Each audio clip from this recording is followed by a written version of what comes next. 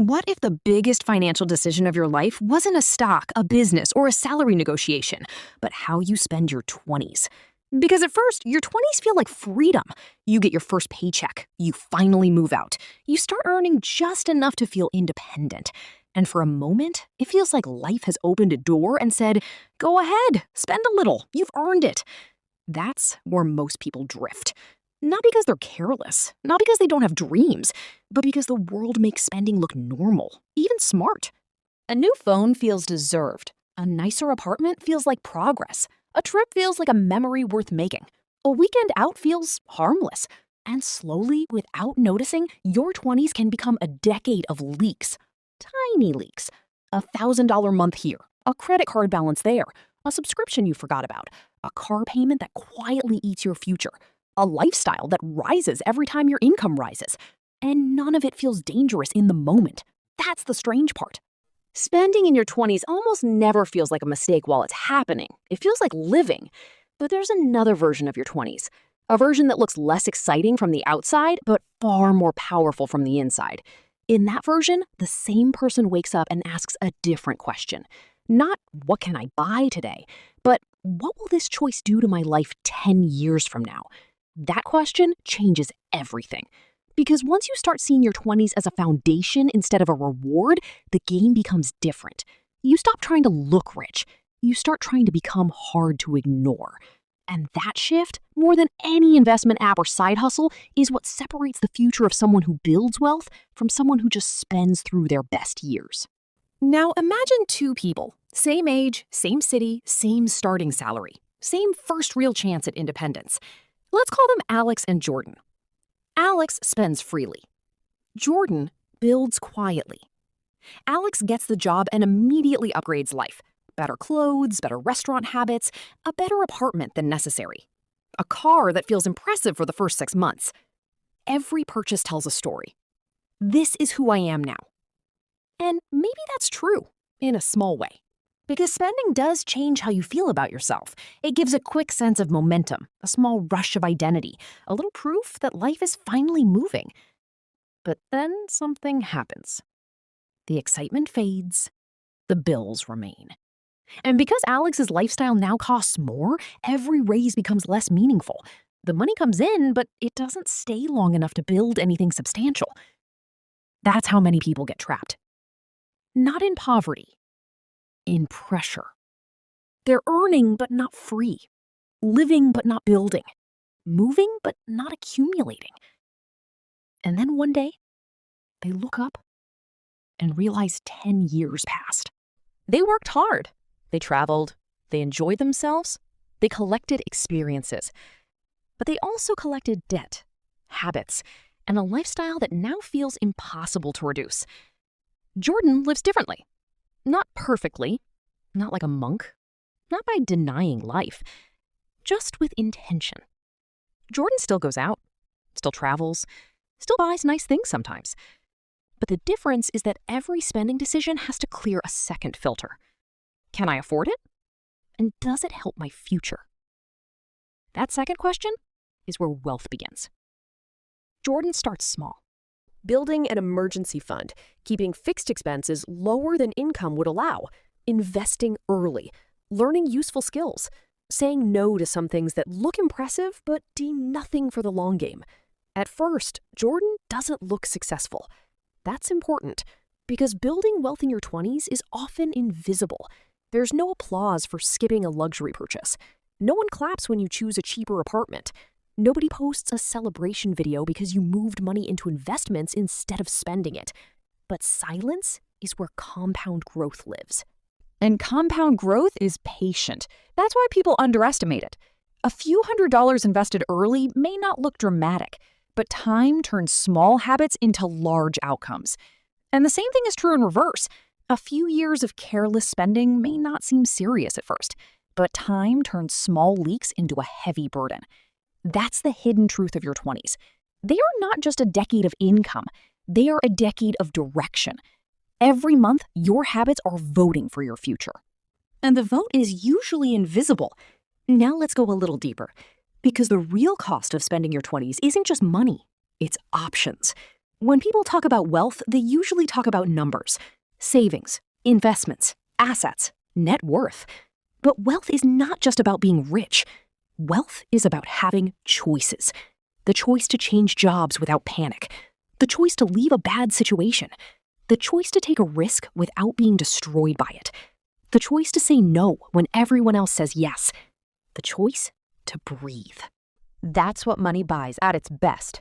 Not status, space. Alex, after a few years, begins to feel the weight of lost options. The car still needs payments. The rent still climbed. The social life still costs money. The card balance still lingers. And even though Alex earns more now, there is always less than expected at the end of the month. That creates a quiet frustration, a feeling that life should feel better by now. This is where a lot of people begin to panic. They work harder. They spend harder. They chase short-term wins because they want a faster fix. And the cycle deepens. Jordan, meanwhile, starts to notice a different kind of reward. Not flashy, but real. An investment account begins to grow. Cash reserves begin to feel calming. Skills begin to open doors. Confidence begins to come from competence, not consumption. This is the part people rarely see online, because wealth building is not usually glamorous at the beginning. It looks like boring consistency. It looks like saying no. It looks like buying the used version. It looks like cooking at home. It looks like learning instead of flexing. It looks like staying in on a Friday because the future matters more than a single night out. And that's why most people quit too early. They confuse delay with failure. But in finance, delay can be a weapon. Think about what happens by age 28. Alex has had a good time. And to be fair, there's value in that. Memories matter, youth matters, experiences matter. But the cost starts to show. Maybe Alex now has responsibilities that feel heavier than expected. Maybe there's debt. Maybe there's less flexibility. Maybe there's an unspoken fear that one bad month could throw everything off. Jordan, at the same age, has a different feeling. Not because life is perfect, but because life is less fragile. Jordan may not be rich in the way social media defines it, but the foundation is there. The emergency fund exists, the investments have grown, the skills have increased earning power, the habits have become stable. And because the base is strong, every new dollar starts doing more work. That's a big difference. When you're broke, money disappears. When you're building wealth, money starts to multiply. Now, let's talk about one of the biggest traps in your 20s. Comparison. Because comparison is expensive. It convinces people they're behind when they're actually just early. It convinces people that everyone else is winning faster. It makes ordinary lives feel like failures. And once comparison takes over, spending becomes emotional. You buy to keep up, to fit in, to feel equal, to avoid feeling left out. That's why so many financial mistakes are not really financial. They're emotional. A person does not always buy a luxury watch because they need a watch. Sometimes they buy it because they want a life that feels more certain. A person does not always upgrade the car because the old one is broken. Sometimes they do it because they want the world to think they're doing better than they feel. A person does not always go on an expensive trip because it is the best use of money. Sometimes they go because everyone else seems to be moving, and standing still feels like losing. This is where maturity matters. Because once you understand that many purchases are emotional decisions dressed up as practical ones, you become harder to manipulate. And that's when wealth gets easier. Jordan understands this better over time. Not perfectly, not instantly, but enough to change direction. Jordan learns that it's fine to enjoy life, but dangerous to fund identity through spending. That lesson changes the entire decade. Because when your identity is built on assets, patience feels powerful. When your identity is built on appearances, patience feels like punishment. By age 30, the gap between Alex and Jordan is no longer just about money. It's about energy. Alex feels pressure. Jordan feels possibility. Alex may still look successful from the outside. A decent job, a decent apartment, a decent life. But inside, there is often a tiredness that comes from constantly chasing the next purchase, the next upgrade, the next feeling of finally made it. Jordan feels something different. A sense that the future is no longer threatening. That does not mean Jordan is wealthy in a mansion and supercar sense. It means Jordan has leverage. And leverage is one of the most underrated forms of wealth. Leverage from skills, leverage from savings, leverage from investments, leverage from time spent wisely when it mattered most. At this point, people often ask the wrong question. They ask, how much should I have saved by now? A better question is, what kind of life am I building with my habits? Because your habits don't just manage money, they design your future. And that future arrives quietly. One day, you're not thinking about whether you can afford everything. You're thinking about what matters most. That is a completely different life. Now, there's an important truth here. Building wealth in your 20s does not mean rejecting joy. That would be another trap. A joyless life is not the goal. A rich life is. And rich does not always mean expensive. It means having money, time, peace, and meaning in the same room. That's the real prize. The person who spends everything often ends up with moments. The person who builds carefully ends up with options. And in the long run, options beat moments. Almost every time. Because moments fade. Options compound. So what does this actually look like in practice? It looks like choosing a career path that increases earning power. It looks like learning to sell, create, code, build, analyze, or lead. It looks like paying yourself first before lifestyle takes over. It looks like avoiding unnecessary debt. It looks like investing early, even if the first amounts are small. It looks like thinking in years instead of weekends. And maybe most importantly, it looks like understanding that your 20s are not the time to impress everyone.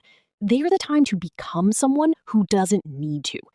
That line matters. Because once you stop performing wealth and start building it, everything becomes simpler. You buy fewer things to feel better. You say yes more selectively. You become harder to pressure. You make decisions from strength instead of insecurity. And that changes not just your bank account, but your whole life.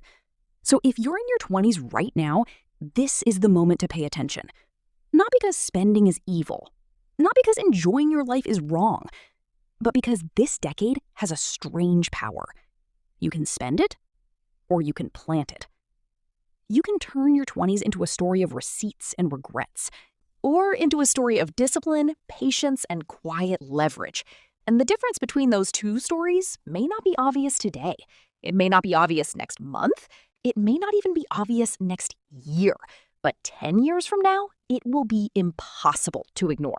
Because the person who used their 20s to build wealth will not just have more money, they will have more freedom, more confidence, more calm, more choices. And the person who spent their 20s trying to feel rich may realize they were actually training themselves to stay dependent. That is the hidden price. Not the money, the time, the freedom, the years you cannot buy back. So the real question is not whether you can afford to build wealth in your 20s. The real question is whether you can afford not to. Because your 20s do not last forever. But the consequences of how you use them often do. Your 20s are either the decade you spend proving yourself or the decade you quietly build the life that no one can take from you.